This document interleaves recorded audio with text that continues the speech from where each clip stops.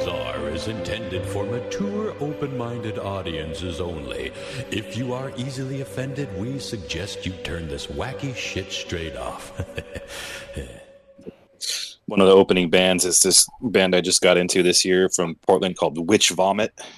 Fuck yeah, all right. Very John Mark sounding band. Yeah. Adjust my microphone. I've got everything kind of caterwampus because it's been so long since we podcasted, and at one point I had all my workstations dedicated to the magazine, so slowly putting those things back together. Mine was bearing like a 40-year-old woman. my 40? My mixer and everything was just sitting there with the cobwebs dripping off.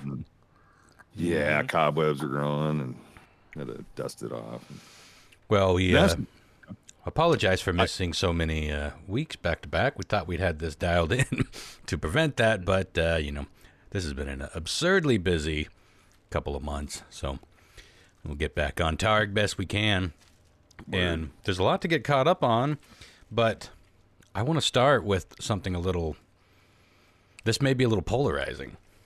Oh my. So, as I'm sure many of you are tired of hearing me talk about, sardines have come up quite a few times in recent episodes, and I'm just like exploring it and kind of having a fun little kooky, exotic, fishy, tinned fish adventure.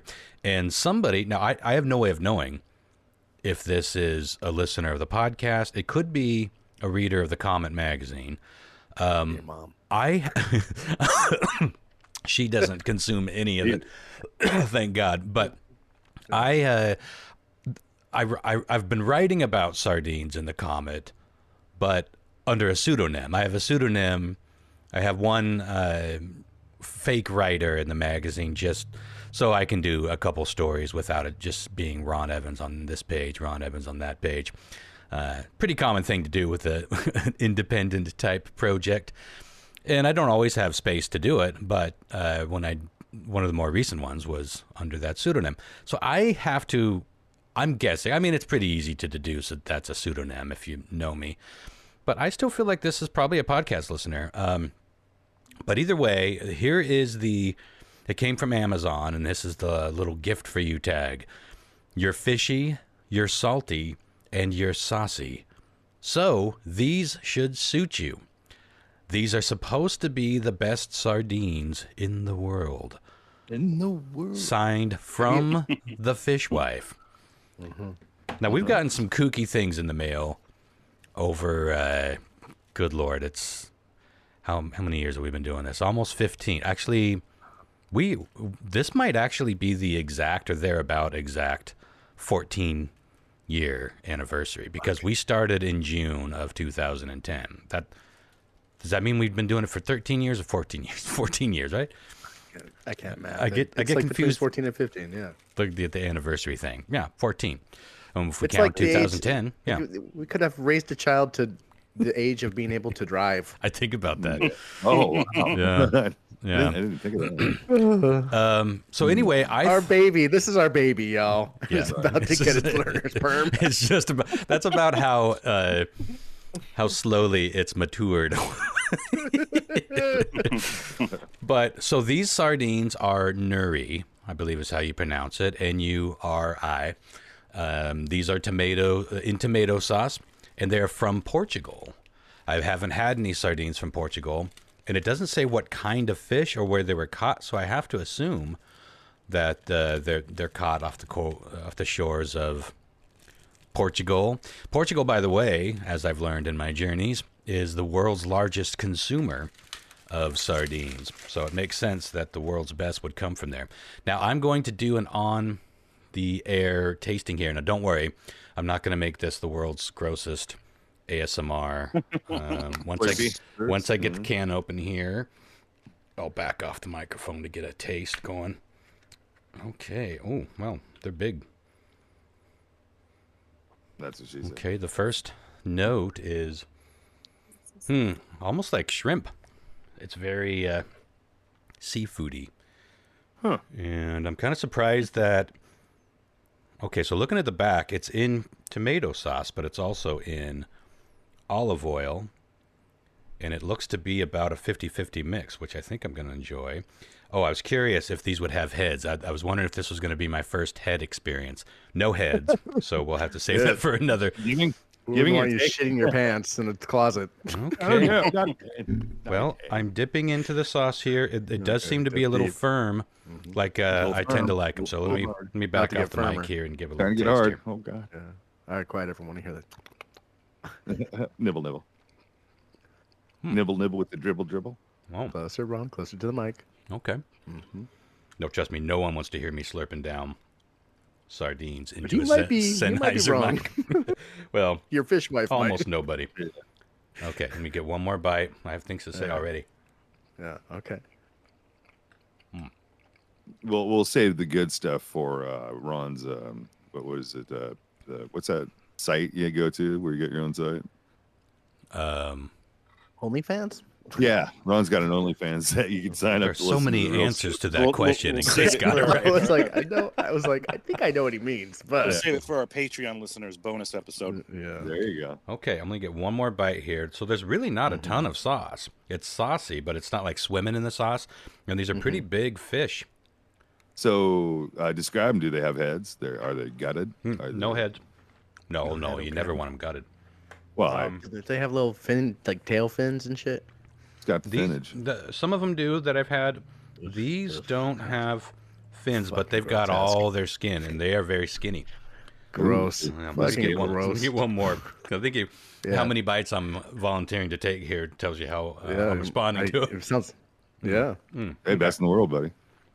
Okay. Flip that shit. No. Well, they are surprisingly fishy for a in tomato sauce, but again, I'm almost getting more of the garlicky olive oil flavor, which I've come to like quite a bit.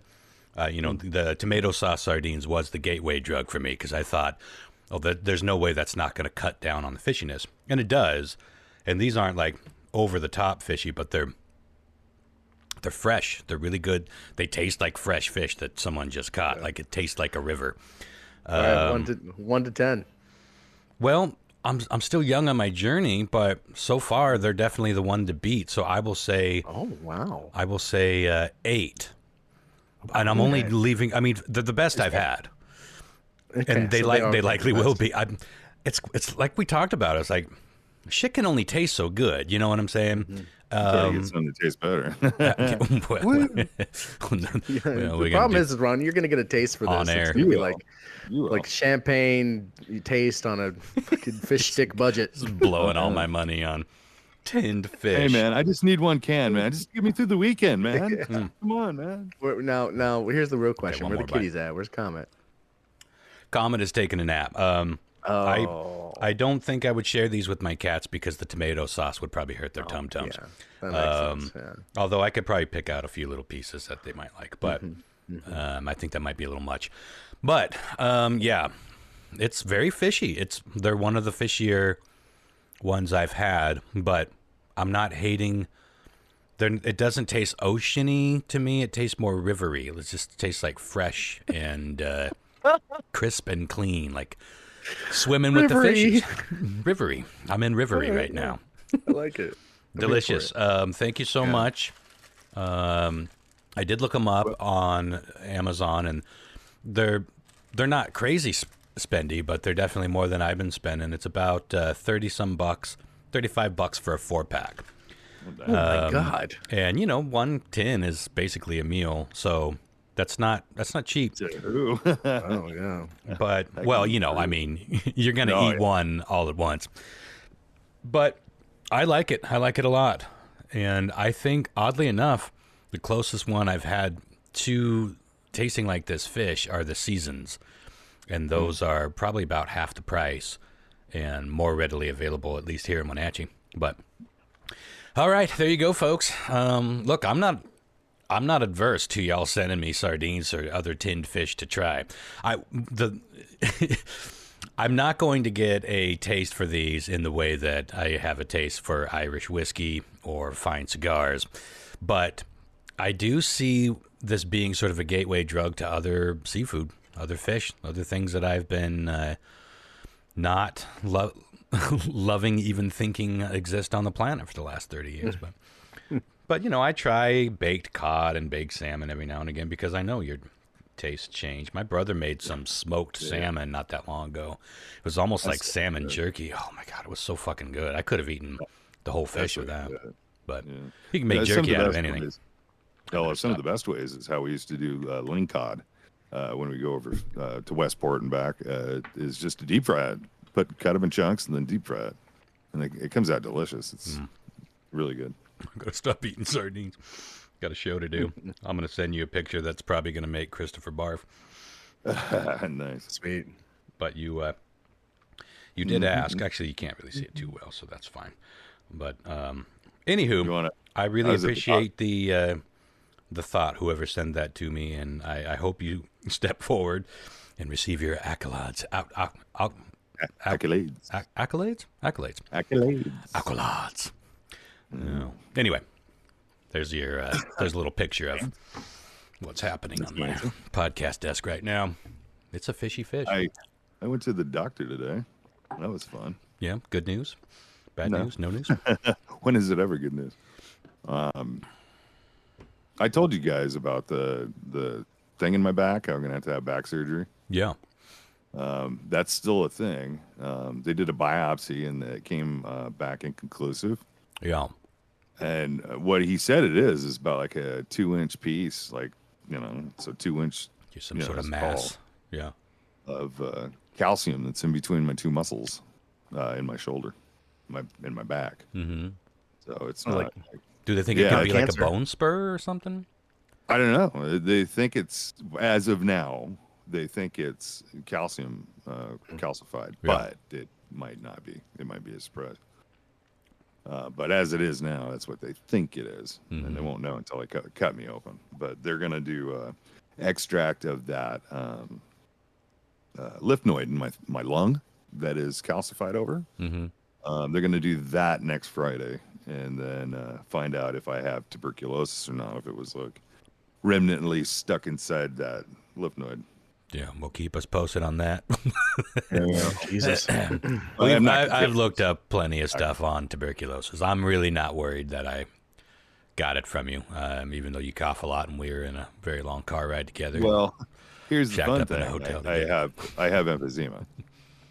So from smoking all those years. No, I know. You've coughed. You've had a gnarly cough for almost as long as I've met you. You were a pretty heavy fucking smoke. How much did you smoke at the top of your game? Yeah, I thought that's what it was.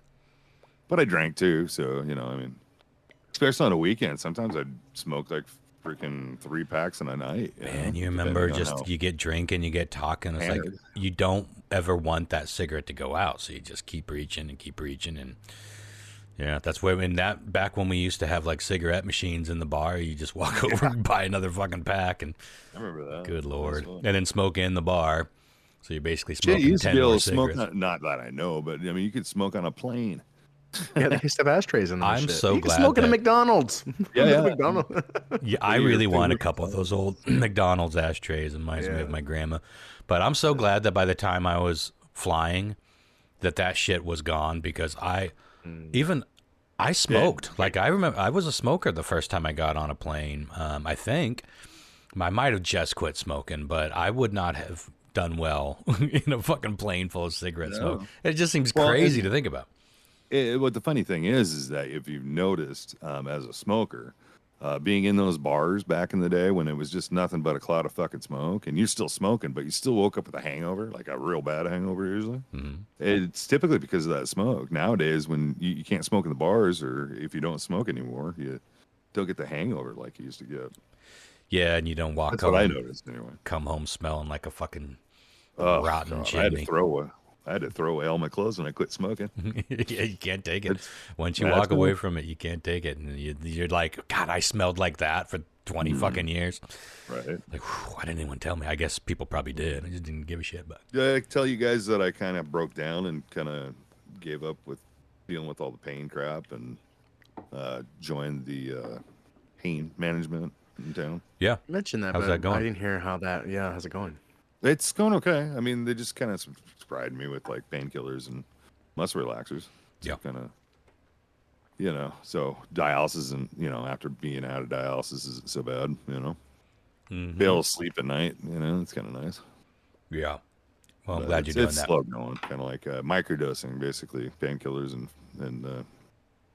muscle relaxers. So Yeah. Well, I'm it glad. helps. It definitely helps. There's nothing, there's no side effects on it. I'm glad that we're doing microdosing narcotics, painkillers these days because, I know it's always kind of been a thing. You like take half a dose or a smaller dose, but I feel like for way too long we were just getting prescribed like the full bowl, smacking you right in the face. And after my car accident, I got prescribed Vicodin for my pain, and I wouldn't take it because I was like, I don't know, I don't really have an addictive type personality, but I have an obsessive type personality, and I think that's why I've been able to dabble in miscellaneous narcotics and just miscellaneous things in general without getting hooked, where a lot of my friends that I was doing shit with did get hooked. But I don't know, I'm afraid of, because by that time I had watched so many people get hooked on those things, and it's so fucking tragic. Any drug addiction or any addiction is tragic, but there's something extra tragic about, it's like you're just trying to not hurt, like you're going through legitimate channels, quote unquote, getting a fucking prescription and taking medicine, but then you get hooked on that shit, and it can be just as bad or worse than street drugs. And I don't know, it always kind of scared. It's funny because I was never really afraid of street drugs, Right. I always saw through reefer madness, but Shit, man. but Vicodin madness, oh, I've seen that firsthand. I've seen what it I is. remember and when, those I fucking think I told this story, but- withdrawals. Delicious. When Christina got my ex-fiance got her tonsils out, they gave us like 2 or 3 Maalox bottles size full of liquid Vicodin, Oh, damn. and she used like dang. one of them. And so we were like, well, it's Friday night, 6 p.m. Should we do some Vicodin? Holy shit. Yeah. Oh, yeah. I bet that liquid shit hits fast. Yeah, it does. I was And I could see how people like we did that for weeks. And like I was like, man, I could see how people want to Yeah, be here this all is the me time. now. And I was glad when it was gone. I was like, ugh. Yeah. Yeah. Who? I was prescribed to it for Vicodin for like, I want to say 2 years because of back and neck pain. Yeah. And I still had the pain after they took the drugs away. But yeah, man, talk about clucking. It takes a strong mind to get off of them. Yeah. For sure. And I did, I got off them, because I had to, because I wasn't getting them from the doctor anymore, and I wasn't going to pay for them because it's just dumb. I think for a typical Vicodin, people were like selling them for like $5 a piece. I was like, screw that. Yeah. I need to put gas in my car. Yeah, no shit. Before we get into news, I wanted to say I had so much fun recording our last episode we posted that I went to bed laughing. Like I was like in bed and I was almost sleeping. I'd be like like giggling about our dumbass jokes. And I think other people that listened to that episode felt the same way. There was a couple of great comments on Facebook I wanted to read real fast. Yeah. Katie Surgery Jeff wrote, I took a really shitty 911 call today. If you remember, Katie is our resident 911 operator who has been on the show a lot. And last time we had her on, she went over a lot of her job. So pretty cool stuff. But she said, I took a really shitty 911 call today, which put me in a really bummer mood. Came home and listened to this episode, which made me laugh until my abs hurt. I really needed that. For the levity you guys bring in my hectic life, I'll continue to be one of your 5 Patreon subscribers till the end, which I thought was wonderful and charming. Yeah. And then Jeff wrote, guess what, Katie? Jeff Hall. I either joined or rejoined Patreon, so they have a 20% increase in Patreons. Thank you for what you do, your job, and for the podcast. Unless you beat me in trivia, then you can fuck off. Yeah, that's fair. That is firm but fair. Yeah. Firm but fair. I'm glad that people still tune into this thing for whatever it is and whenever it comes out. Y'all stick with us. And it's been pretty consistent numbers for the last few years. And these are the diehards. These are our peeps. And we don't hear from you very often, but when we do, it's usually pretty sweet and or fishy. Is the opening of the show portrays. But yeah, it was a fun episode. I'm sure it was the plane related story that probably got the most laugh. But there was a lot of good. I could eat is the line that killed me. When I was editing that back, I think I just stopped at that little spot. I listened to that little 5 minutes like over and over. It had the same effect on me. It was like, because, we record them and then usually it's a week later that I'm editing them and putting them together. And it's like, it's a little fresh by then. I'm like, oh yeah. Because I was like, I remember there being some funny shit. I was like, I had to hear that again and again. I'm going to try to make an effort to read my favorite comments from social media again. So if y'all would get on there and leave some feedback, I really would boost our sales a bit for wanting to get on here more frequently. We still have quite a few. Check us out on Facebook. We don't get them very regularly, but we have quite a few reviews on our. I only check the Apple one. Can you leave reviews on Spotify? I guess there's got to be a way, or the other apps. I think there has to be. Yeah. I have to check on those. Kind of nervous. Good. I haven't checked those in forever. I forgot about that. Yeah, they're overwhelmingly positive, but occasionally, I think the last negative one we got it was like 25 minutes. Well, no, that was one of the classics for going back 10, 15 years ago. Goddamn. But it was Carl. Yeah, we miss Carl. It was something to the tune of 25 minutes to get to the main topic. Unsubscribed. That sounds right. I was like, fair. Welcome, bitch. I mean, yeah, we ramble. We do ramble. Mm-hmm. And I just think that so many people aren't used to conversational podcasts anymore. If you've been listening to podcasts for a long time, that's probably what you're used to. But I think people that got into podcasts later, they're mostly just like, listening to true crime stuff. But most of the things I listen to, there's at least a little rambling before. But, if you're listening to Dateline and a lot of the stuff on Wondery, it's not like that at all. These are professionally produced, right to the point thing. And it probably is confusing to jump from that to this kind of thing. But we cut our teeth listening to shit like the Kevin Smith, Smodcast. And I know John Mark and I at one point listened to Adam Carolla. And his was a little more structured like radio. But most of the other people just turned, even Joe Rogan's, he was early on in that conversational stuff. It was just like, no, we just hit record and we go where we go.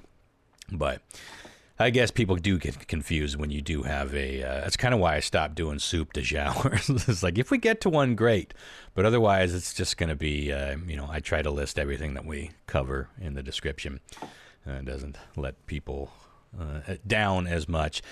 But as mentioned, we do have a lot of news to get caught up on. This is probably one of the grossest segues to go from sardines to this story. The headline will get you. 6 people contract brain worms from eating undercooked bear-kabobs. Ew, yeah, I don't eat bear. A lot of people don't. It's not, a lot of people that hunt them, maybe they make a little bit of bear jerky on it, but bear aren't really good eating. They hunt them to get the furs and it's just a thing to hunt. Well, there's a certain control them in population. Well, there's that worm that you're talking about. If you are reaching your hands inside the guts of a bear when you're gutting them, and you're bare fisting it, and you touch your eye, no pun intended. You get that contracted, and it'll actually those worms will fucking grow inside you. And if you haven't seen them, sometimes there's a video I watched online of a bear and he's running away. This is full size bear. This is probably like a 5 foot tall, on this backside bear running away from people, but he had fucking like strings of fucking these worms coming out of his ass. Ooh, don't want. Yeah, it's obviously just a diseased critter, a big critter though. Well, so the story goes on to say that 6 of 8 family members, ranging from 12 to 62, enjoyed a meal that included kebabs made from black bear meat, contracted a trichonellosis,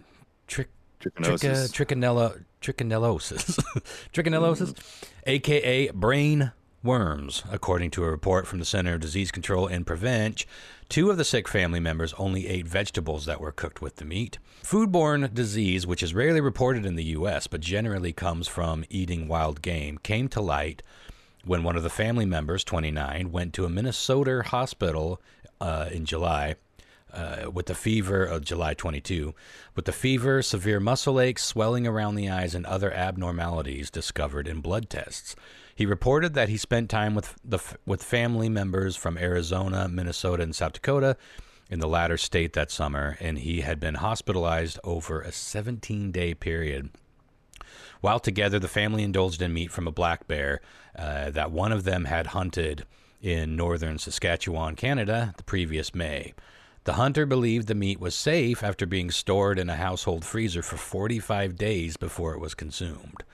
The worms would have been killed, the CDC said, had the meat been cooked to a temperature of 165 degrees. Like, who doesn't know this shit at this point? Mm-hmm. Especially if you're actually a hunter. Like, you should know that shit. You should definitely fucking know it.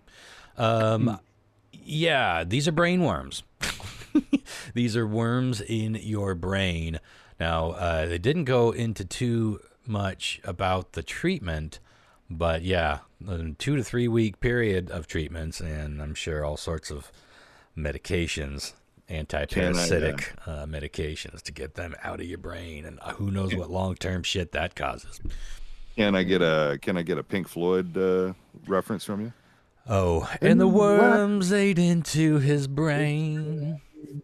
Speaking of Pink Floyd, I don't know if I mentioned this on the last episode because I think I knew at that point, but our premier, a really good Pink Floyd cover band from the area called Artemidris is playing an outdoor show in Leavenworth, and Sarah and I will be opening the show for them. So, cool. We're going to do about a 30-minute set, which is pretty awesome. And I don't know if they've booked this, but they are in the works with getting Roger Waters' son to perform with them.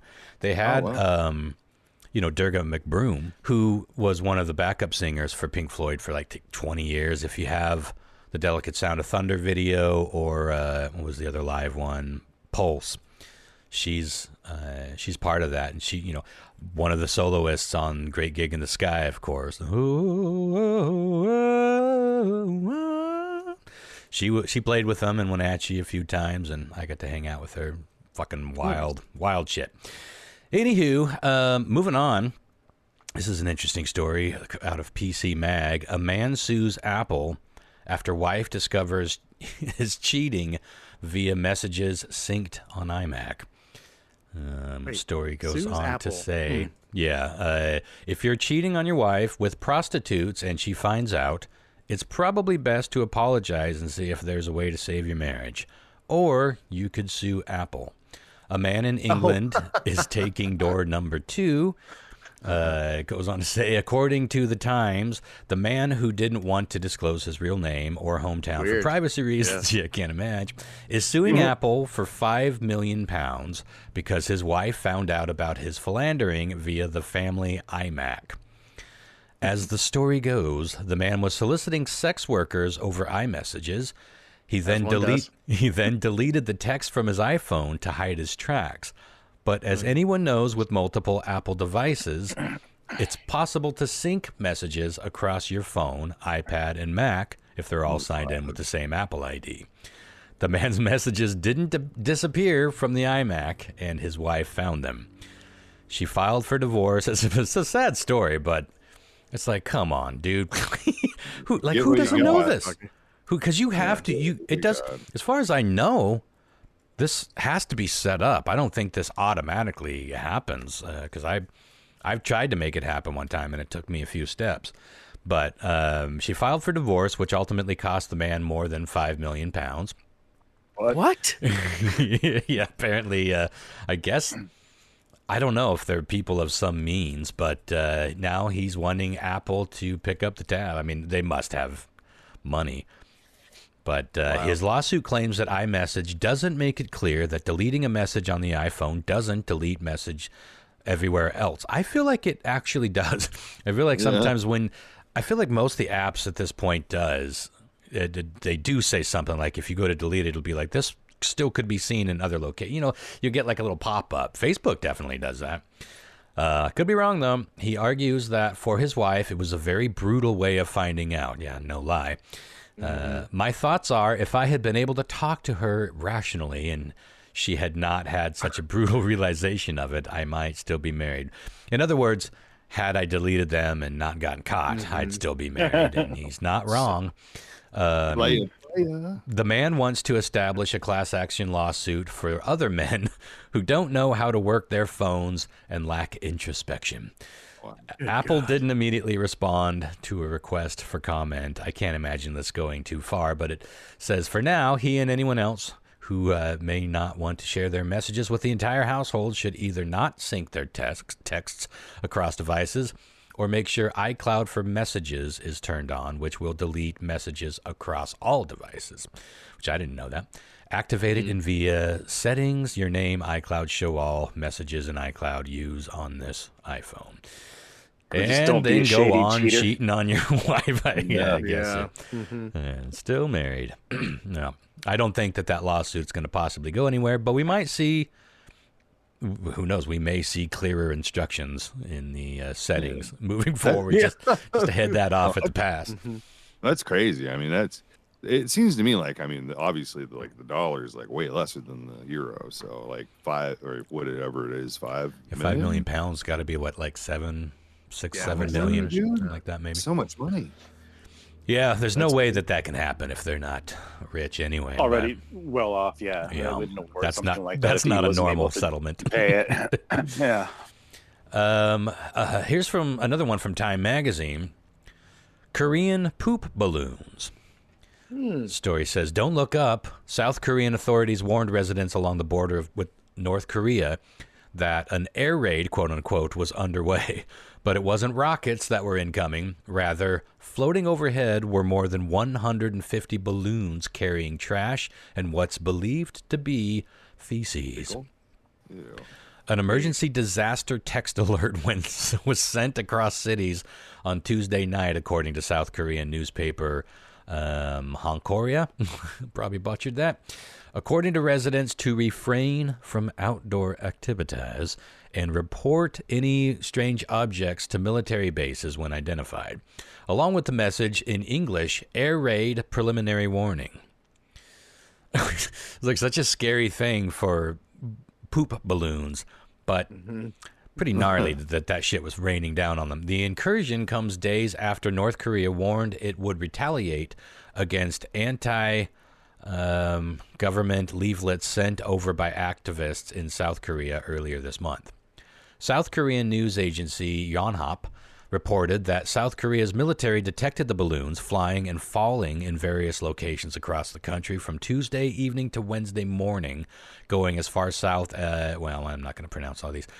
It went a long way. A couple 100 miles it covered. The balloons appeared to carry trash like bottles, plastic bottles, batteries, shoe parts, and even feces. It's ever suspected to be human feces. A South Korean Joint Chiefs of Staff official said the military is working with police to collect the materials for analyses. Local paper Chosun Libo reported that they have advised residents not to come into contact with any of the droppings and instead report them to authorities. Now, just a week ago, the Great Korean Wars continued. This is from The Guardian. The balloon wars between the two Koreas have intensified as activists in the South said they had sent balloons carrying anti-North Korean propaganda over the country's heavily armed border. A group of North Korean defectors called the Free North Korea movement on Thursday said it had sent 10 large balloons filled with 200,000 leaflets critical of the regime of the North Korea leader Kim Jong-un, as well as U.S. dollar bills and flash drives loaded with K-pop. That was my favorite part of the whole story. You send us shit, we send you our shit. Flash drives filled with K-pop, which is, of course, forbidden in the forbidden North Korea. But fears are growing that North Korea could resume its dirty, quote-unquote, campaign. Whoa, there's a really slow-moving, huge, old-timey plane flying right in front of my house. That is eerie as I'm talking about some sort of air attack. Its dirty campaign in response to the activists' actions, having warned previously that it was prepared to send 100 times the quantity of toilet paper and filth it had used to target the South previously. So, this is strange. Like, it's all fun and games right now while we're sending turds and garbage and K-pop on you thumb drives, but I think that this everyone's like, is this how the next Korean War is truly going to escalate? Could be. Could fucking be. You know how generations kind of like they waver, but they still kind of stay traditional, you know. Mm-hmm. So what if like the newer generation, you know, like your kids' kid or your kids out there, instead of like stepping on a balloon that's on fire, like a bag, like on fire on your porch. Yeah, instead it's just a balloon that randomly lands on your porch, and they just go out there and they angrily just try to stomp it. And we hid the inside the turd. We hit it. A vial of anthrax. Who wins? Who wins that war? Yeah. Fucking Korea, man. What a strange, strange story. And it's wild that, you know, we read about things like Nazi Germany and the Berlin Wall and all these crazy isolated, compartmentalized Soviet Union and all that shit. But we have something like that kind of going on now, and it just has been going on since, when was the Korean War? The 50s? Mid-50s? And it's just still this fucking thing where, did you ever see the Vice mini documentary where they, I don't know if they snuck in, I feel like they were actually allowed in North Korea. I think they were allowed in. They kind of went where they weren't really supposed to be a couple of times, but they went to these like big banquets in these huge banquet halls, and people would bring out all these feasts for all these tables, but all the tables were empty, completely empty. It was just this one group of Americans and the Korean, I guess, liaison that was taking them where they could go and explaining how things work and how, you know, praise. I think it was Kim Jong-il. Was that the father of Kim Jong-un? It's been too long. I think he was in charge at that point. But the same setup, and it was so fucking wild because they were allowed to film this, or they did film it, and it was all this food that they really looked closely, and it's like they couldn't even tell if it was real food. Like, they were served real food, but all these banquet tables were being full, and they're like trying to figure out what the fuck this is. Like, why are we the only ones here?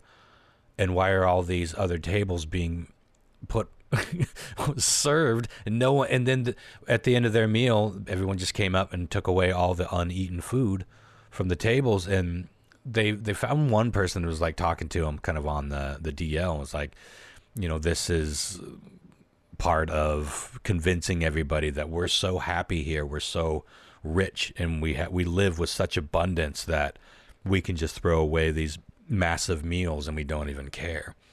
And they're just like what?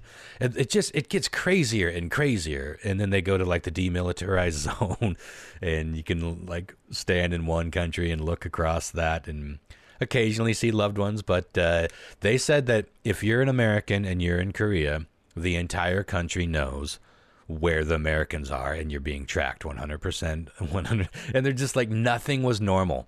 Like, everything was such a staged show, and only the actors of these staged shows were even allowed to really interact with the Americans. And then everyone else was like under lockdown or just are always kept away. Such a fucking crazy. It's such a tragic thing because it's just filled with people that still think, I don't know, maybe they don't even think this anymore. They're just too afraid to do anything about it. But, you know, the map of the world in Korea looks very different. Korea is bigger than the United States. I don't know if you know that that's a real thing. They don't have the internet. They don't have media that isn't 100% Korean fed. Obviously, you know, some information gets in and people, some family can go visit and they tell them of the outside world, but it's hard to know how much the bulk of that country really knows what's going on outside of Korea because they just don't see it. Not easily. I'd be curious, like, if it's 20 years or 30 years back, you know, that there are. I'd be curious. I was just thinking this the other day. I was driving, since the 50s.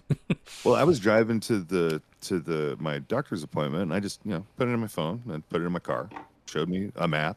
I just followed it, and I totally forgot about, because like when I was at work back in the day, 20 years ago, I had a map in the side of my door, and I'd have to pull up my paper map to find out my address to the job site I needed. Yeah. That's what I did for cable, man. I remember using that fucking map in Seattle, and that's how we fucking got around before we had.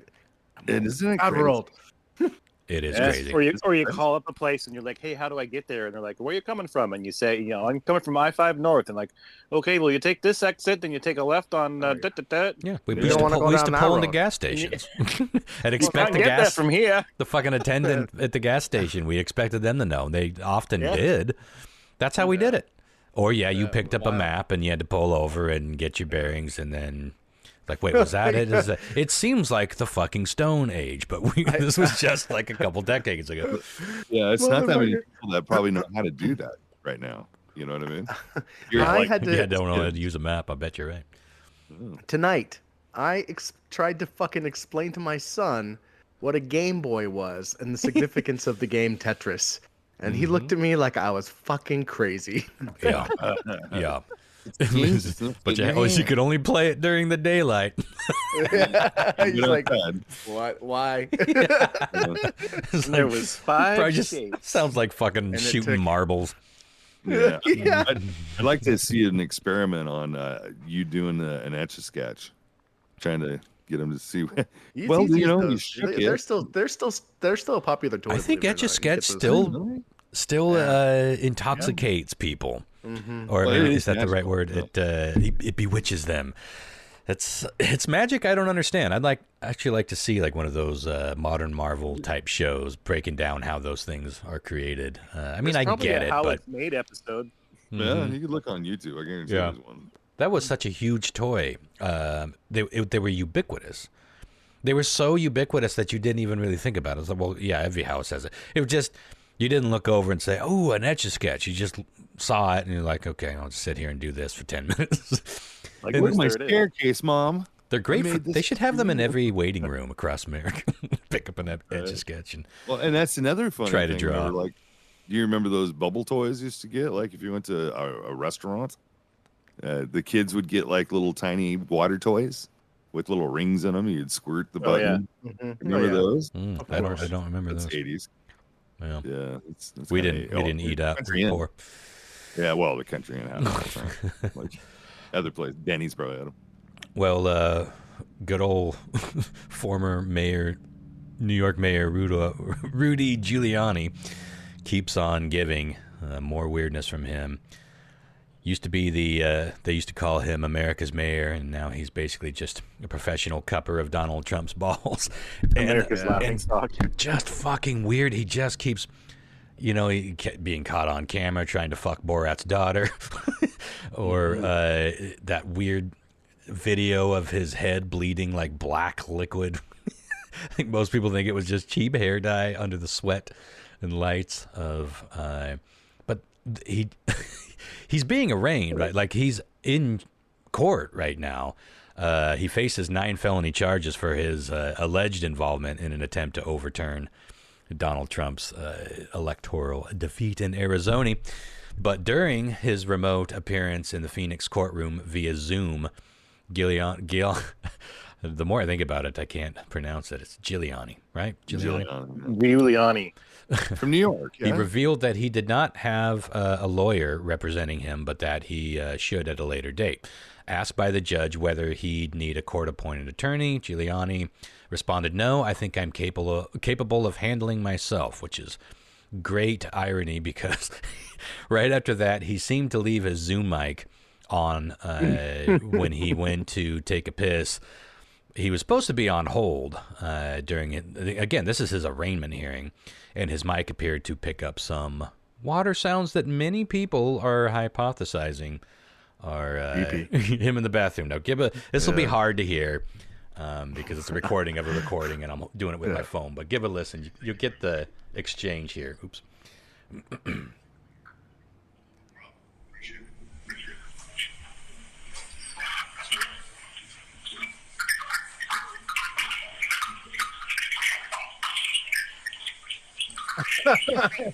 That's a fake thing. They're trying to get a hold of him. 66 is CR 2024.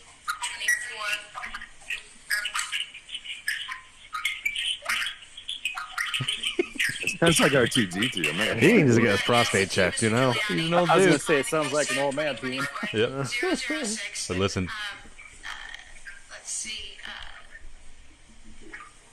680. It's time set for the not guilty arraignment.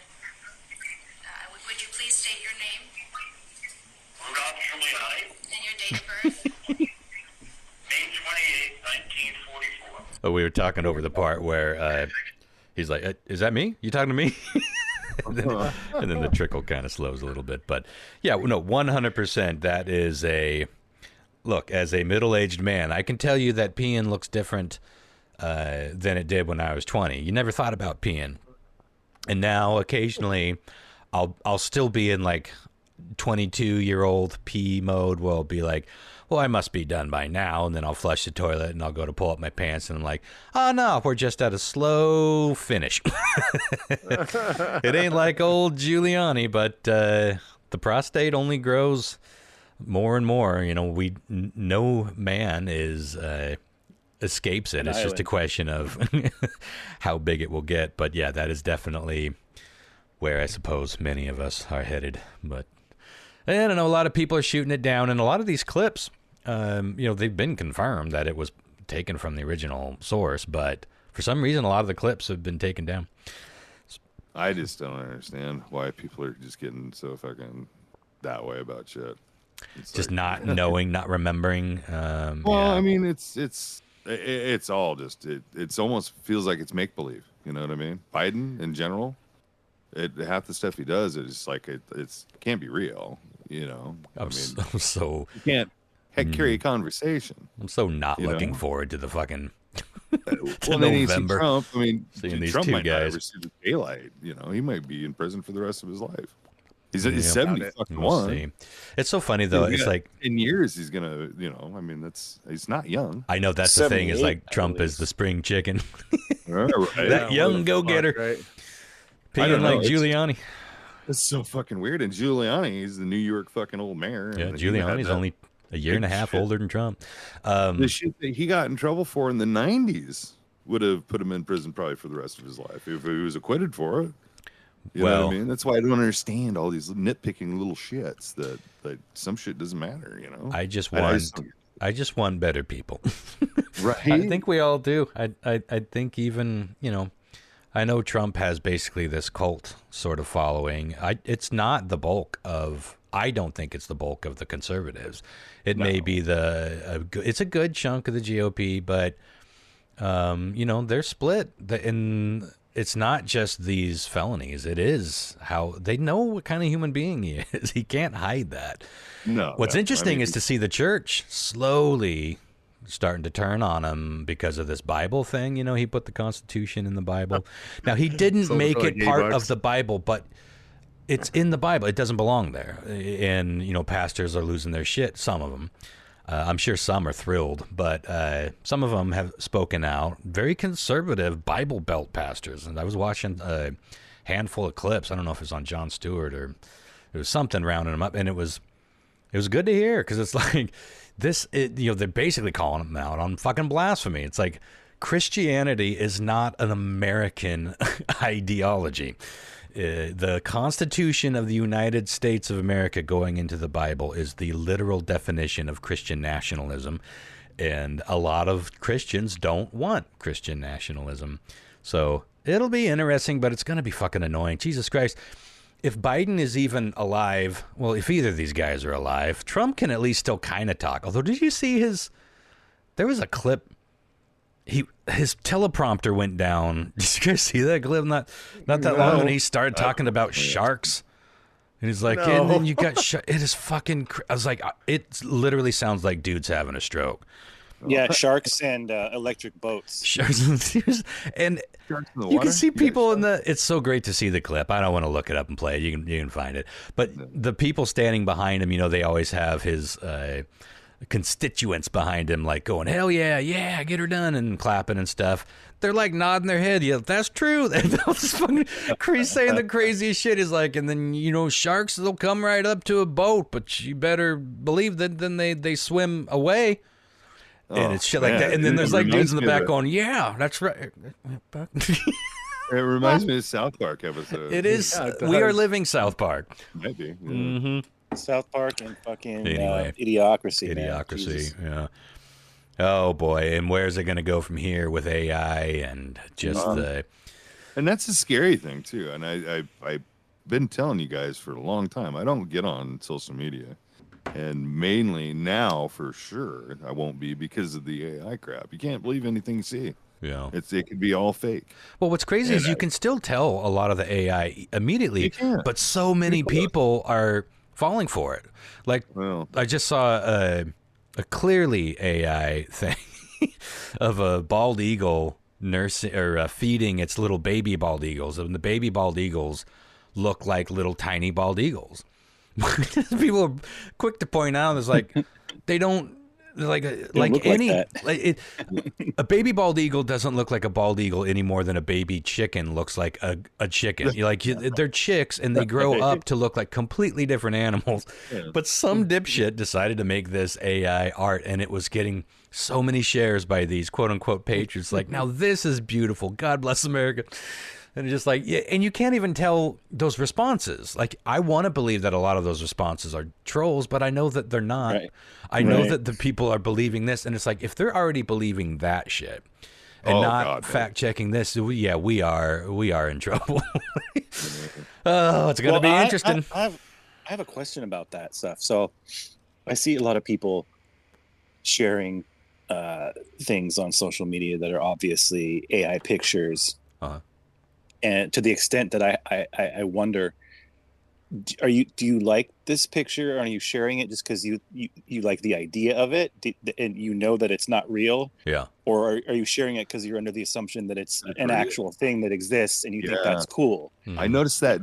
I think a lot of it's the latter. I have to hold myself back from posing that question to everybody, because it's just let people like what they like, but it's like I wonder about it. You know what I mean? Yeah. It does seem like it's harmless if it's a flower or a frog. At least know what you're sharing. Know that it's not real. If but you it's like harmful. The image, cool, that's fine. But understand what it is you're looking at. You know what I mean? This is the indoctrinating. I don't want to sound all conspiracy theory, but this is the grooming level for falling. We've been there for a while, this shit looks like a cartoon. Like, half of it looks like cartoons. There is some pretty realistic looking AI, but right now, for most people with a discerning eye, you can tell right away. But that's not going to be true in 6 months or in a year. Between us, we're all pretty much editors and photographers and everything else, so we kind of know, the difference of what's real and what's not. I noticed recently it was, I can't remember, but it wasn't like the blood moon of this last year, but it was like when everybody was, it was the Aurora Borealis. Yeah. When it was hit real hard here, everybody's sharing. Fucking amazing. It was incredible. But there were some ones that were ultra extraordinary. You can tell that they were fake. And it's just like, oh, God. And the people that were sharing it, I mean, there were thousands and thousands of shares and likes. Yeah, it reached all the way down to Florida. And I don't have the heart to tell them it's all bullshit because I want them to believe. But I don't want them to believe. No, I'm glad this came up because I've been working on getting this guy on. I discovered him on TikTok, and he's got a pretty good. He kind of live streams for a couple hours a day on TikTok, but he does a more proper show on YouTube, and he's an AI expert, and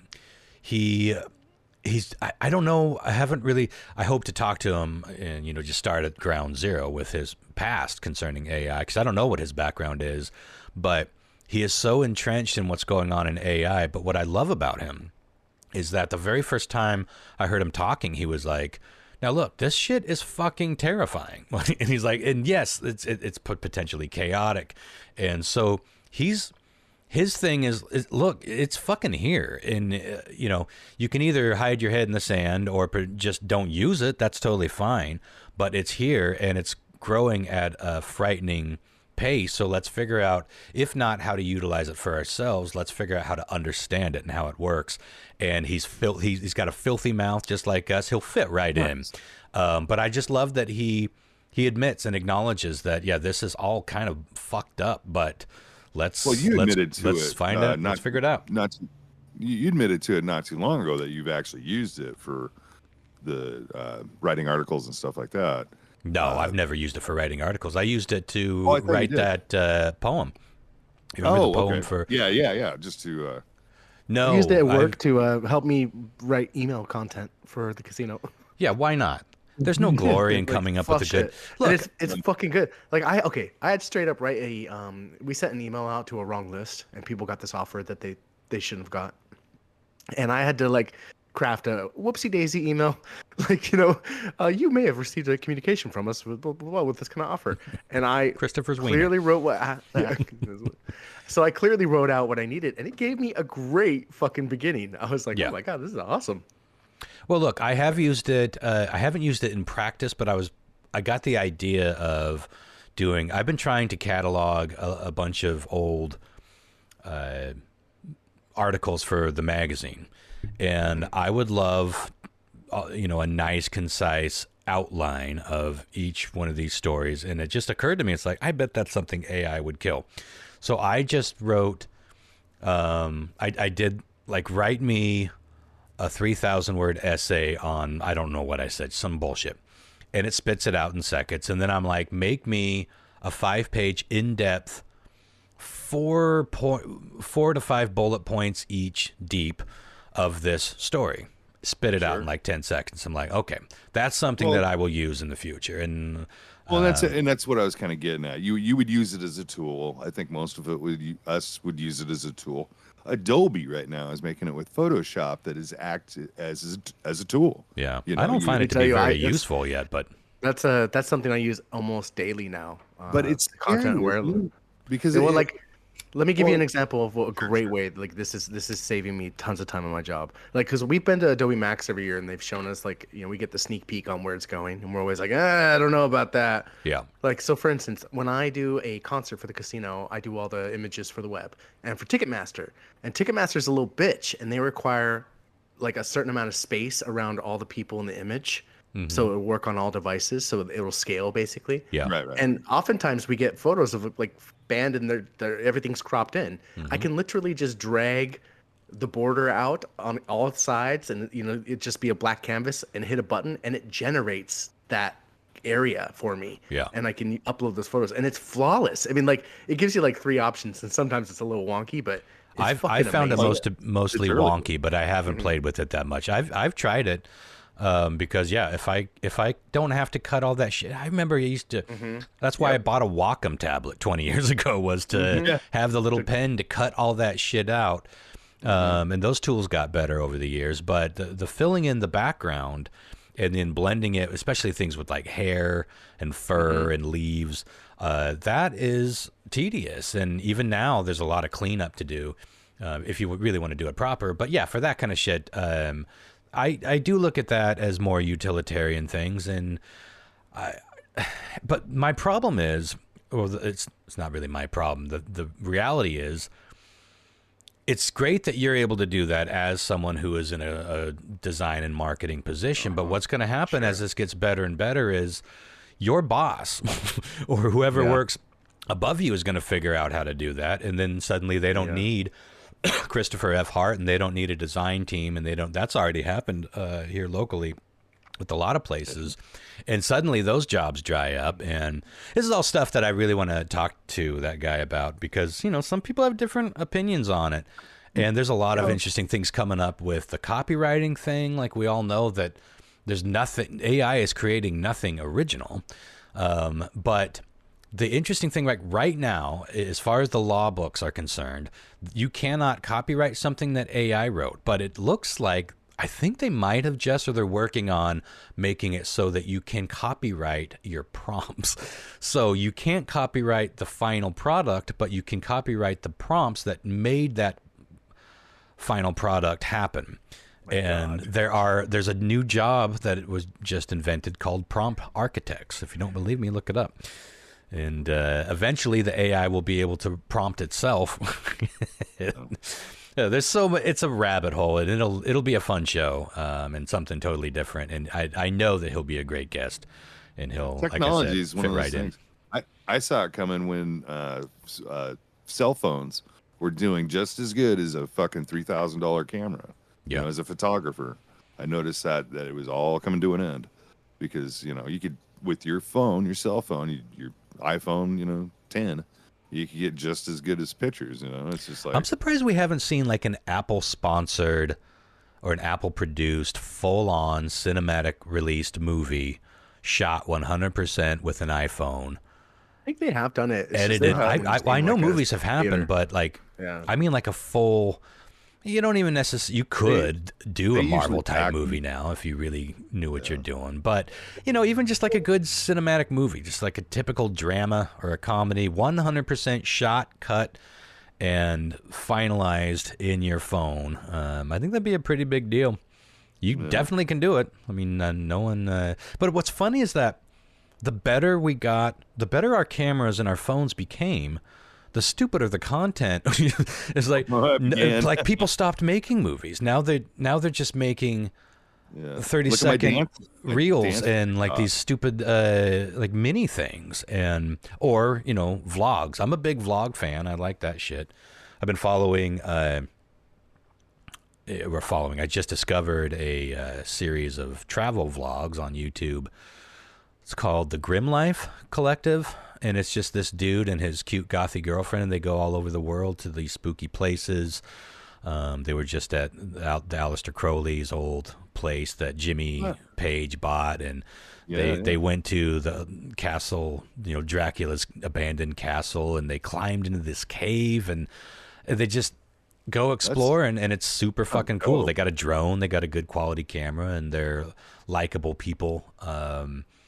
I love that shit, but for every one of those, like, because to me that could be on the Travel Channel back when the Travel Channel was the Travel Channel. Sure. And there's some cooking shows. I like watching just cooking shows. I so miss just kicking back. It was a great TV when you were sick. This is before Netflix, and you just watch whatever you want. You'd flip through the channels, and I loved stopping on the Food Network and just watching people cook, and they talk about the ingredients and why this acid goes with this protein, and maybe a little history about the food, or maybe some of the health benefits. And then all of a sudden it just all became these competition reality type shows, and so you got to go to YouTube to find them cooking shows. But for every one of those type of shows, there are 10,000 content creators that are just using this amazing technology to do the stupidest fucking thing. But that's where we're at as a society. There's a guy I follow that did Twitch streams, live streams, and it was him and his girlfriend, and they would travel all over Europe and stuff like that, and they'd hook up with friends that did the mutual thing, on Twitch, that also streamed the same things. But they I think went on the ocean for like 60 days on a on a boat, and just crazy stuff, and they're living their lives and they're doing it via Twitch, so they have subs, obviously, so that's how they get income to do the things that they share with everybody, which I think is really cool. Kind of like your buddies, or the ones you watch, the goth girl and they do feel like buddies now. I've watched enough of their stuff. They probably are. They probably know each other. Well, looking at the clock, I had some more news stories, but we should probably get moving on. Chris, you want to get right into Weird Trib, or do you need to do a quick Betty Bye time? Let's do a quick break. I just want to get a bevy. I'm parched. All right, let me put my sardines in the fridge here. It's Weird Trivia with Christopher F. Hart. A man from Florida, poop things, square shit in nature. Don't get me started on the goddamn brown Harry. It's Weird Trivia that might get Christopher fired. Let's fucking do it. Let's cue it. All right. Question 1. A little Mad Max trivia. I went and saw Furiosa Road since we last spoke, which I thought was fine. A lot of people... it's weird. I've seen people react really positively and really negatively to that movie. But it was good. I thought it wasn't. I don't think it was as good as the Fury Road. Yeah, but it was still good. Okay, one of the following statements about the very first Mad Max movie is false. The rest are true. So it's a little backwards. Only one of them I made up. The rest are absolutely true. The original Pick Mad, the one. like The Mel first Gibson? Mad Max movie. Okay. Yep. Mel Gibson, you know the one. Yeah. The Okay, fake so pick the fake one. 3 of them are true. 1 is fake. We don't need another hero. That would come later. Yes. Is it A? The trailer for the first Mad Max movie didn't feature a single shot of Mel Gibson. Well, yeah. Okay.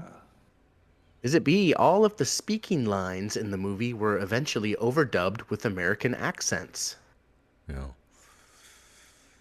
Is it C?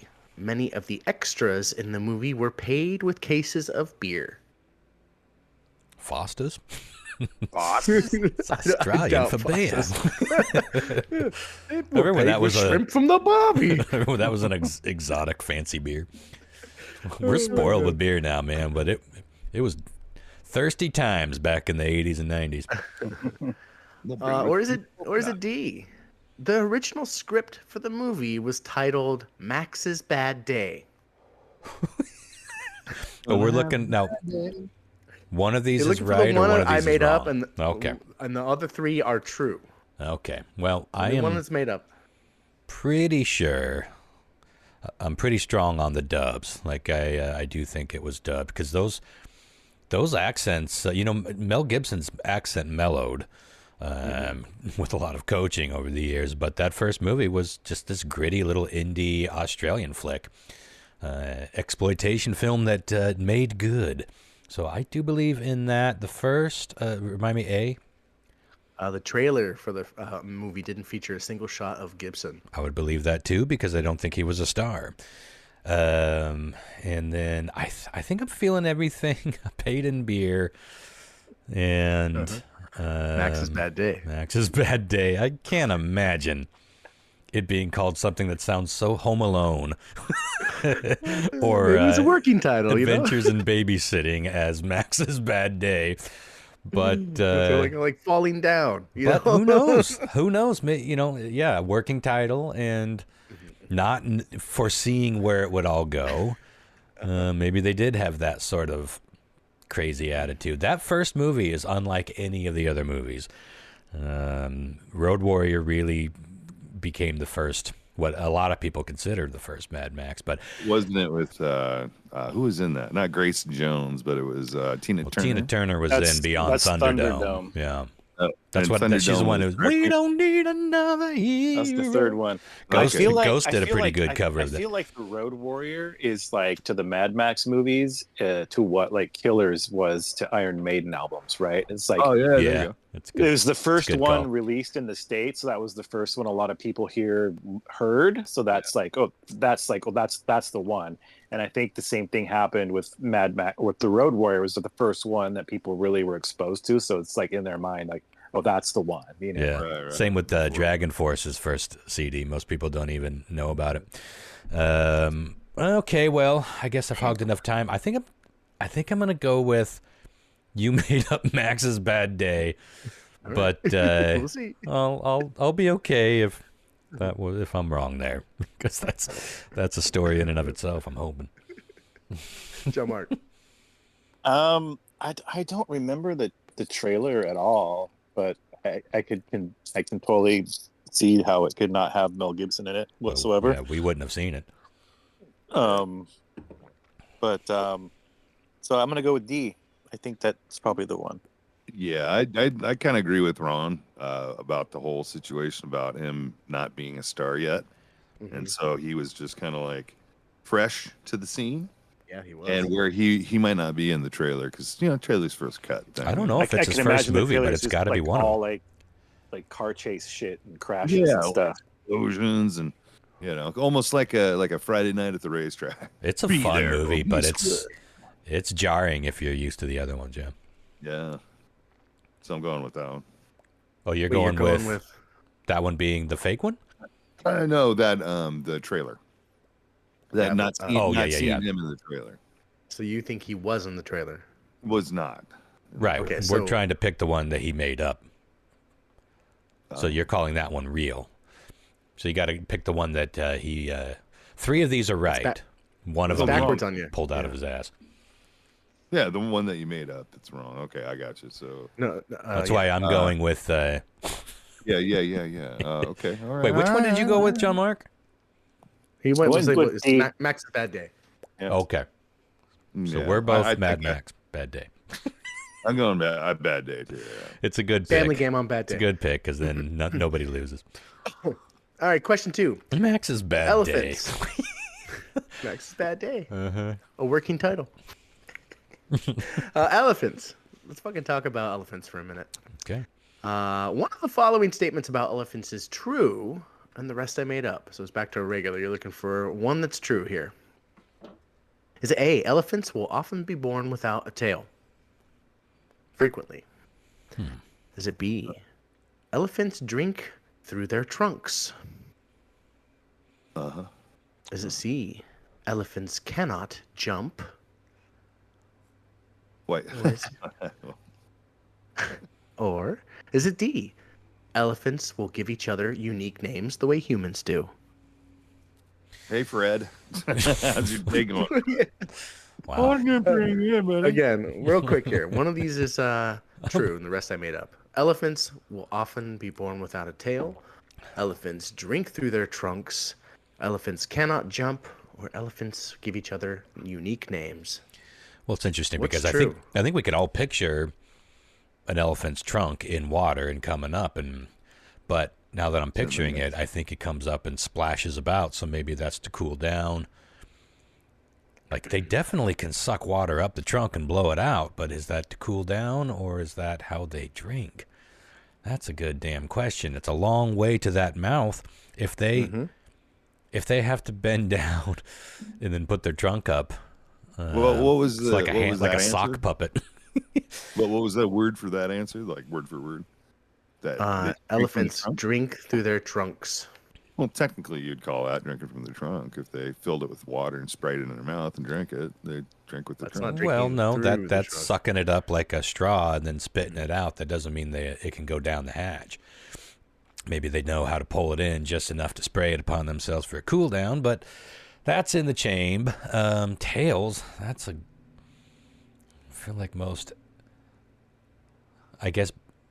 I feel like most elephants have tails, but now I can't quite picture them. They're kind of like they're kind of nubby, aren't they? Like I don't like picture a a bunch of little- tails little bush at the end, right? whapping Yeah. around like a little Little nub, big tails. like a bulge, little whip, the bush at the little bush at the tail, like you said. Yeah. little tail bulge. Little curly. Listen to fucking 4 middle-aged white guys describe an elephant tail for 20 bucks. Let's see. I saw one when I was 9. He was sad and behind bars. Name each other. Holly 4-barrel carburetor. Looks so good. That's pretty funny how they could tell that they name each other something. I guess just by their own different. Well, means Fred. And what if Hey, Joe. what if it was tickles. all derogatory? Hey, asshole. Hey, motherfucker. Hey, dick face. That's their names. Trunk I mean, smoker. literally. Okay, what am I missing? They Those say angry sometimes. We're waiting on an answer here. So, but I'm missing one answer. I forgot what. Oh, okay. Well, I can't remember where you left off. So elephants born without tails. They drink through their trunks. They cannot jump or give each other names. I'm gonna say they cannot jump. I don't think I've ever seen one jump, and I'm feeling like they don't drink with those. What they could do if they are sucking it up through the straws, they could point that straw right back in the mouth, suck it up, squirt it in the mouth. Yeah, I'm gonna go with. saying, bro. Well, but that's the no. Exactly You're what saying I'm that you saying. could swallow through your trunk. No, I didn't say That's- that. I said they put it in. They snorted in their trunk and they splashed How back. dare you Rewind the tape. besmirch my elephant rewind. knowledge? I wish we could rewind the tape. That'd be fun. No, sure. here's what you fucking said. Yeah, I'm gonna go with elephants can't jump.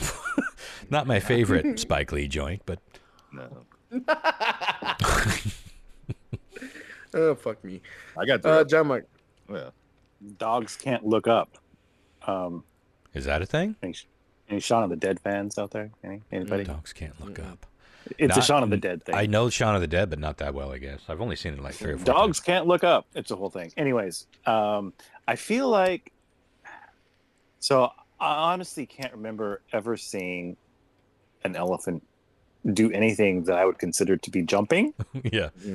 On hinders? So Sure. I feel like that's probably true. You know, they're hella smart, and I know that they're very social. So the Elephant idea of them giving each other names, that would not surprise me. But like, I don't know. I literally cannot remember of a time I've ever seen a footage or even been around an elephant where I was like, oh, look, it just jumped. How cute. So I'm going with that elephant got hops. Yeah. So for the record, I did say that they that's how they drink, is they use their long nose and they get in the water to get it full and they spray it in their mouths. That's how they drink, and they swallow it. That's how they drink. Okay. But that's not through their trunk though, then, is it? It's not through the trunk, their trunk, but it's with the trunk. It's irrelevant. It's irrelevant at this point. It is irrelevant. Really irrelevant. Crap. The other one was what? The tails. They give each other names. I've only seen tails on elephants, man. Never on people. And I'm having a hard time picturing an elephant tail. Well, I've always seen elephants with tails, even at adolescence, even grown adolescence. That's when a man like discovers you said, his first social. elephant tail. They're a social bird, I guess. Not really. I mean, they're elephant, but they're a pachyderm. Sure. So, you going well, with, the thing is, I've seen scared yeah. shitless elephants, like little mice running, and they freak the fuck out, but they don't jump. They're not fully. They might get their front ends up, but they can't get their back ends up. And to me, for a functional, satisfactual jump, you would have to get your front paws. Satisfactual is that's going in the archives. Yeah. You know what I'm saying? I believe they're called paws. It's true, and it hits the mark. It's satisfactual. Oops. Not oops. So where are you going? I think those painkillers are kicking in. I feel like you're only further away from your guess. Answer, yeah. Which one you going What'd with? you go with, Lyle? I have no idea. They don't jump. Okay, going with They the don't non. jump. Oh, you're going with they don't jump. Did Well, you I know? think they meant Two hop. family games in a row. They don't like get on their hind legs and jump. You know, Well, we'll find out. I just read a fact, I think today, that elephants, I didn't confirm it, but it seemed like it was a legit source, that elephants, if and when they kill a human, they have to be put down if that, if it's anywhere around people, because once they figure out that they can, it's kind of sad. Just keep doing it. Once they figure out that they can do it, they'll Small fucking little do it. ants. They'll be like, this motherfucker that's been whipping my ass to try to jump. We're packing Guess down. We don't what? fucking jump. I can squash you. Like show you a they jump. just don't understand they can do it. But once they do, it's off to the races. All right, I got a little Star Wars trivia for you. Current new Star Wars trivia. Oh boy. Question 3. Not good. There's no acolyte stuff. I'm not going there. Not yet. Disney Plus has all the Star Wars movies streaming on its platform. They recently released some viewing data, and by and large, this Star Wars movie is the most watched Star Wars movie on Disney Plus. And I'm going to give you multiple choice here. Okay. Is it A, Solo, a Star Wars story? B, Star Wars, A New Hope? Oh man, garbage. C, Star Wars, The Empire Strikes Back? There you go. Yeah, you wish. Getting better. Getting better. Or is it D, Star Wars, The Phantom Menace, Episode 1? That's the one I was waiting for. It's probably the one you guys are waiting for. Had it not come up, I would be confused. But now that it's come up, it could be the Jar Jar herring. Because I feel like it would be newsworthy if it's like grown-worthy. And Solo, when I had COVID, I watched as many of the Star Wars movies as I could get through, and even watched The Mandalorian, which, by the way, is that still going? Is that done? I think that's... There's going to be a movie coming out. So the 2 seasons, was that it? I think we got 3. We got I think 3, it's and then 3. Boba Fett was like 2.5. I'm not sure if I watched the Kinda. third season. Third season was fine. I'll have to look into that, but started great. Anyway, I remember Solo being pretty good. I wouldn't be disappointed if Solo was in there, but I think the most, like, again, I'm going grown-worthy, newsworthy, so I got to go Phantom Menace. It wouldn't surprise me because that is that generation's Star Wars, and it was hard. Yeah. We've talked about this before.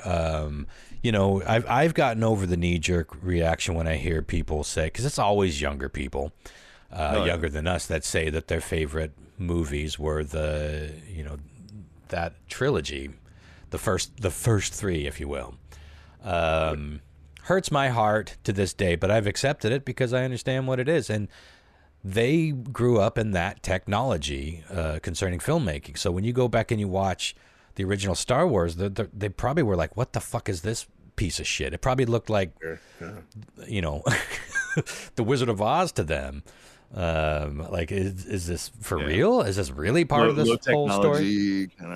Flying monkeys and shit. Imagination. Like, they're clearly not real. That's a guy in a suit. I'm going to go Phantom Menace. Yeah. And I won't be surprised if that's correct. John Mark. As much as it pains me, I have to say Phantom Menace too. Ooh, although obviously, The Empire Strikes Back is far superior. Is the Star Wars movie, but whatever. I think in most circles, if you polled, even from all ages, if you polled enough people, you're going to get Empire on top every time. Maybe A New Hope, but usually Empire. Well, I'll tell you what. Tell me the reason why I'm telling you this is because if you look at all of them laid out, you got them all laid out. You're looking at all the movie covers. You got your DVDs out. You're looking at them all on the table. Yep. You're going to see the Phantom Menace, and you're going to say, "Oh man, you know who's in that? Fucking Darth Maul." Darth Maul. Darth Maul was badass. Was pretty badass. The best villain. He was pretty badass.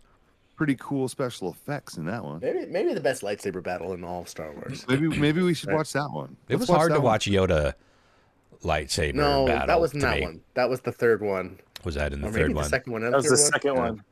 Well, you just gotta go ape shit. The third one, he fights him like he fights him in the sky. chamber, right? It was the Attack of the Clones. Well, he might have fought. Oh, he fought him in the third one too. Yoda had fights in the second and the third. Yeah, I think the third one was a long fight. I wasn't prepared, and I'm still not prepared. Dooku. I think he fought Dooku in the second one. He fought Palpatine in the third one.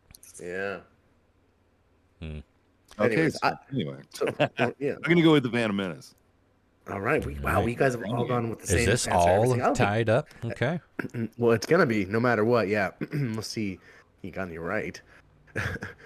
This is a fun one. It wouldn't surprise me if all 3 of you know this. I didn't know this. Question 4. Before the Beatles got their big break, and before Paul McCartney joined the band, they had another bass player named Stuart Sutcliffe. Now, sadly, Stuart would never bask in the Beatles' success, as he left the band because A, he wanted to start a career as a plumber. Making tons of money. What is B, his mother told him being in a band was a total waste of his time. Is it C, he went solo as he felt he was the only talent in the band? Or You're nothing without old Stu. Yeah, you'll rue the day. You'll stew the day. You'll stew the day. You'll stew and fester over this loss. Oh, or is it D? He died in a bar fight. Ooh. Wait, read the answers one more time. Thought I knew this. He wanted to start a career. He left the band because A, he wanted to start a career as a plumber. B, his mom told him it was a waste of time. C, he went solo. Or D, he died in a bar fight. So I get confused with some of those early Beatles, but isn't Stewart the one that eventually died? He died young from like a brain hemorrhage, right, or something like that? Or is that Pete? You don't know. Pete Best? Maybe. There's Pete. Oh, but maybe we do know. Neither of that comes into play here. I think I just fucked that up. But I thought that Stu was the one that wanted to be a painter, but That got me sold. Mom told him it was a waste of time is interesting. None of those sound right to me. I'm confused on my Beatles trivia because I'm usually pretty good with that shit. But I'm also confusing him and Pete Best, and there was another early Beatles there. I'm pretty sure Stu was the one that died from a brain hemorrhage. Anyway, I'm going to go with, I guess he wanted, because Mom told him it was a waste of, well, no, hang on. What are the other, I'm sorry, one more time. Okay. Plumber, Mom told him it was a waste of time. Waste of time, solo, or he died from a bar fight. Oh, okay. I'm going to go that he went solo. He wanted to do a solo thing, but I thought for sure he wanted to be an artist, not a musician. But we shall see. Okay. We'll stew and fester John over Mark. how wrong I am. Well, I have no idea, honestly. So I'm just going to pick the random thing that seems like it could be plausible based on the recent conversation and say bar fight. Yeah. Oh, yeah. That was a rough time. Lyle. They grew up in a rough Liverpool.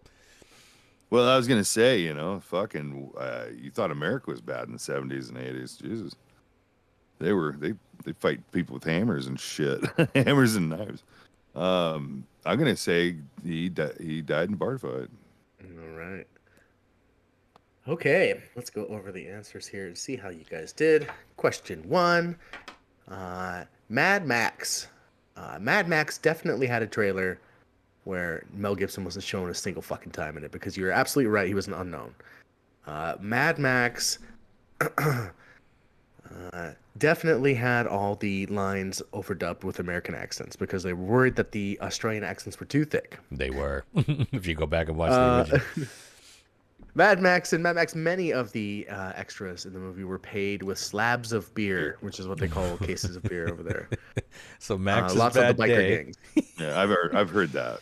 Mad Max was definitely never working titled as Max's Bad Day, but I was just so charmed with that answer when I came up with it. Well, I almost accepted it and went with the beer thing, but Maybe I'm reading too many children's books. Fuck. All right, Max's Ron, bad John, day. Mark, Lyle, you all got that correct for a point. We're gonna ride or die together here today. Yep. Let's go. Yeah, Pretty yeah. much. Elephants. Elephants are not ever really born without tails, much like humans aren't born without legs. Happens occasionally, but Elephants do not drink through their trunks. Lyle was dead right when they suck it up and spit it into their mouth. Okay. Elephants actually can jump. Really? It's just kind of a myth that they cannot. You just don't see it very often. Yeah. I don't want to be anywhere around. Why that. would they? Happen. Well, But I guess they elephants- would jump if a mouse came around, if we learned anything from Perhaps, cartoons. yeah. Oh yeah, this scared shitless mouse. It's funny too because if you watch it, the That's mouse not a is real pretty thing, though, cool. is it? Yeah. There's videos. I've seen them, but they're mainly out in the jungle. But they're like these little mice. They're not big, horribly big. Huh. And they see them and they freak the fuck out. I mean, they'll always double back. assumed that was a cartoon myth. Yeah, but I've never seen them jump for say, like the rear legs, just the front. They'll back up Yeah, and they get rear. spooked. Yeah, and they'll With their- rear with back. With their paws? With I don't know what the fuck you call them. Big old. I think they're hooves. I'd don't know. accept pause. Feet. Literally feet. Yeah, because who's Yeah, are so like pause. Don't We agree on spoil our pause fun, first. John Mark. goat. That means that elephants actually, several studies have shown, they will give each other unique names that they can communicate to each other with the way humans do. It's I thought you amazing. were gonna say trunk jobs, but that's cool. See, I thought that sounded plausible, but I just I'd never seen an elephant jump ever. Just yeah, I've never seen a Didn't fucking elephant didn't jump, realize bro. they were that intelligent. Would you turn your head away if you watched two elephants giving each other trunk jobs? Well, I turned Would you half point and away. laugh? I kind of point and laugh. I turned half away and glanced. I to see. stream it to my streaming site called Facebook. I was gonna say MySpace. Well, I've never heard of it. Only trunks. Well, that's one of those hidden ones, you know. You gotta put it in a passcode. I Okay.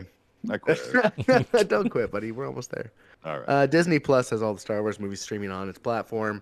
They released some data recently that showed how which movie was most popular, and by and large, it was The Phantom fucking Menace, Of course. Has to be. which you guys Yeah. all nailed. Now I'm slightly younger than you guys, so I was 17 when that came out. Yeah. and I did like it. Yeah. But I did hate Jar Jar immediately. Like I was like, oh who fuck didn't? this guy. Yeah. But I do wonder how like, we would all feel about it if there was absolutely no Jar Jar. I still feel like so much of it didn't feel Star Warsy to me. Like, say what you want about the later movies of, sure, continuing the original, like the New Hope and all that.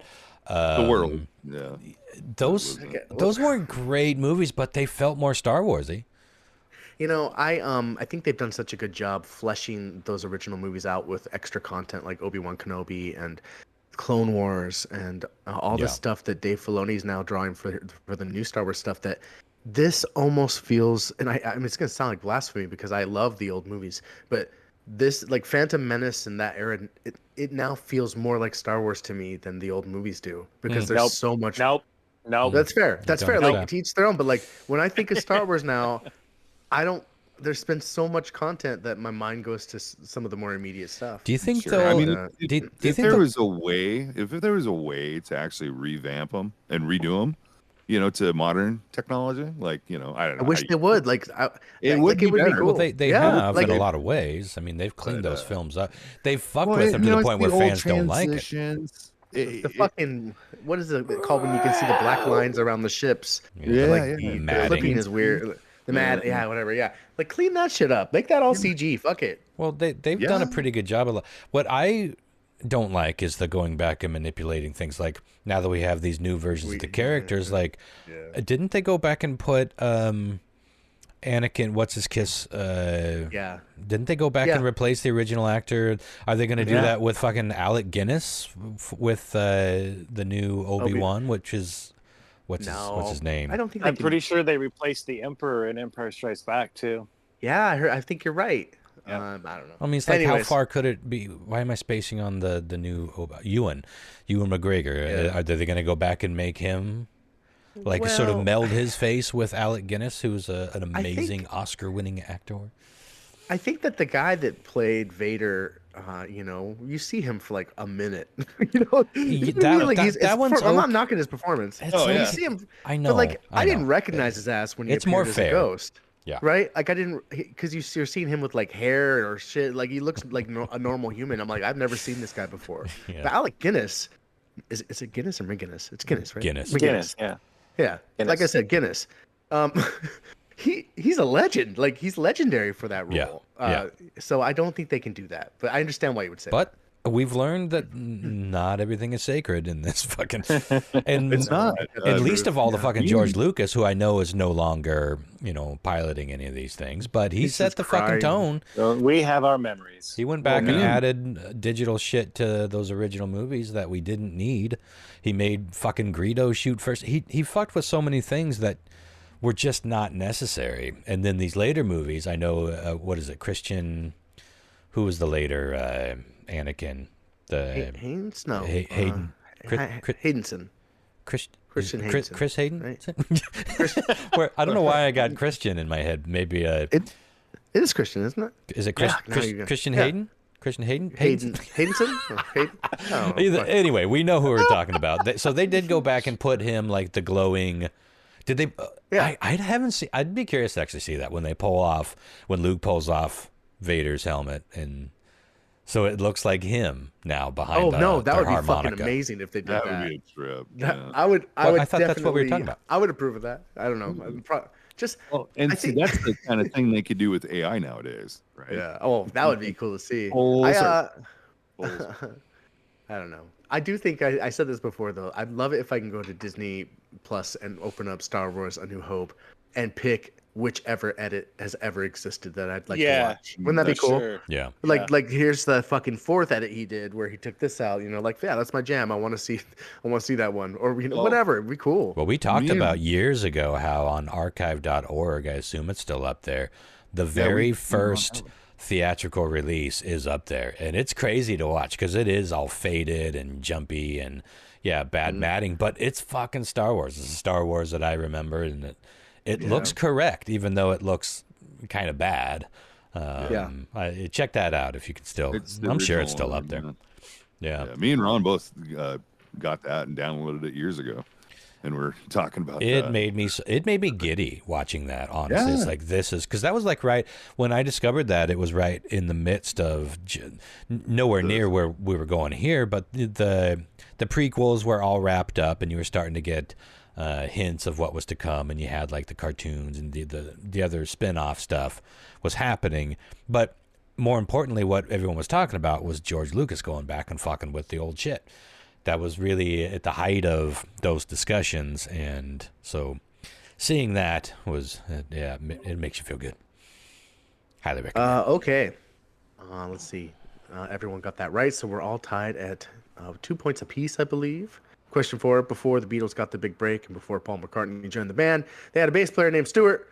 Stuart sadly never really got to bask in the Beatles' success because he died from a brain hemorrhage after he got into a bar fight. Oh man! So Ron, you were there, and I felt like maybe I confused you with the way I worded that. So I'm sorry about that, buddy.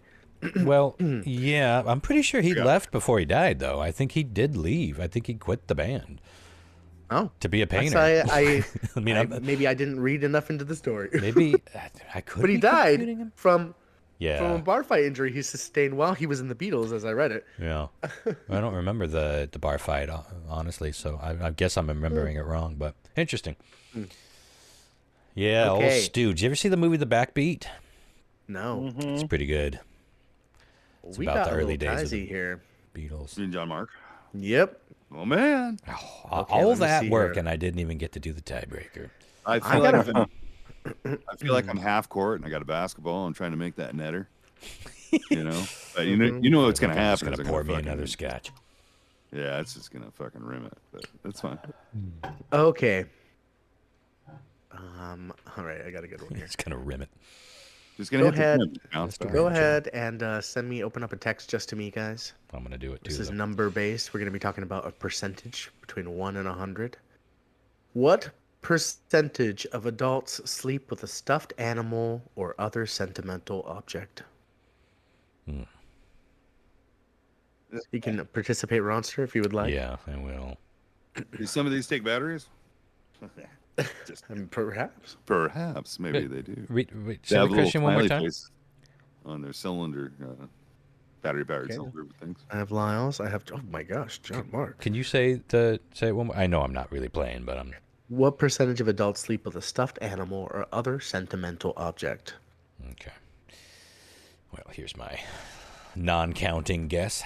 You guys are really all over. It's quite nice. Lyle is at 8%. Ron is at 50%, and John Marks is 75%. Wow. Actual retail price was 34%, making Lyle our winner tonight. Yes, thank you very much. Thank you. Congratulations. Reach Lyle. over and give Mr. Snuffleupagus a nice hug for luck there. It's been a long time. I'd like to thank my Been a mother. while. Been a while. Been a long time since the rock and roll. Ding, ding, ding, ding, ding. That opening drum part is one of the most confusing drum parts to me. And not that long ago, I looked up. Someone explained that opening drum part because it's so fucking confusing. And it turns out there's like 50 videos trying to explain it. And I feel like they have explained it. I just still can't get my mind around it. So it's like, but you think it's going to go, but it's not. It doesn't start. The explanation is it's not, he doesn't start on one. It's not like, he starts on three. So it's like,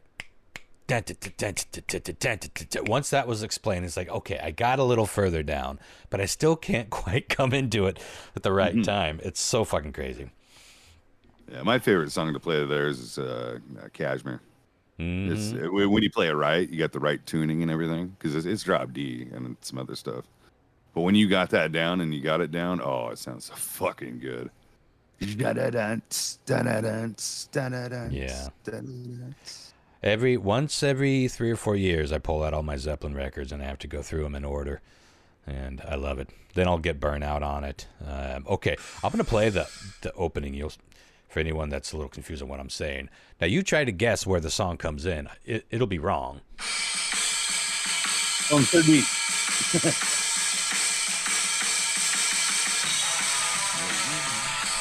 One more time.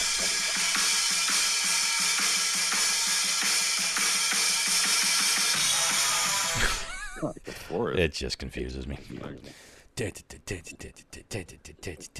And that's why I'm a guitar player. Not a drummer. Hey, anyway, well, that was fun. Shall we get on out of here?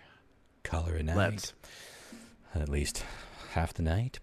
Tune in next week. We will be talking about 9/11, and I think I might have a list of kooky origins of popular phrases. We've covered some types of these sort of origins in the past, and I love this kind of shit. So on top of that, we'll be maybe playing a little 9/11 trivia, or there'd be a melding of the two worlds. Who wants to play 9/11 trivia? So what was the name of the building that was all the way across town that actually exploded? There could be some interesting trivia there. But we won't be handling that. Or will we? I guess you'll have to tune in next week to find out. Other than that, do subscribe to us on Patreon at patreon.com/Tales from the Space Pod. A little throwback to the old show, because we didn't want to get rid of our 3 or 4 to 5, 6 subscribers that we've had forever. You could be the 7th. Could you just be the 7th? And thanks again to my fish wife, who sent me some delicious. I'm surprised I like them this much, because they are one of the more fishy sardines I've had. Expose yourself, fish wife. I was nibbling on them throughout the show, and I'm like, yeah. If this was my first, honestly, if that was my first sardine experience, at least in recent years, I'd probably be like, no, not there yet. But like I said, I'm wilding. I'm rewilding. I'm developing. I'm developing my tastes. And sounds sounds to me like you're chasing that dragon, baby. I'm just not as intelligent as I wish I was. But all right, get on out of here. Yeah. Night, guys. Yeah. That's my new sign off. Yeah. Yeah. Once nobody at all. Yeah. The Howard Dean sign off. Yeah. Oh, God. Fucking politics in this country. They are all fucking terrible. Anyway. All right. We'll talk soon, guys. Night, guys. Sure.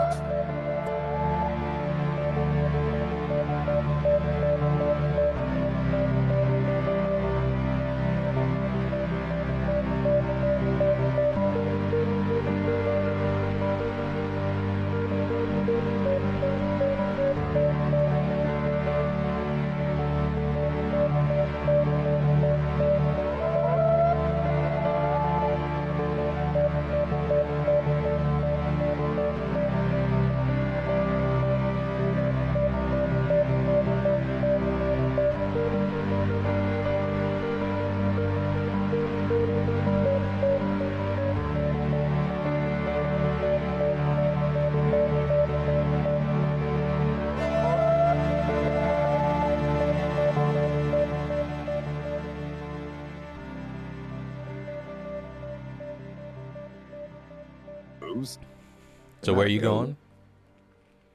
Hmm?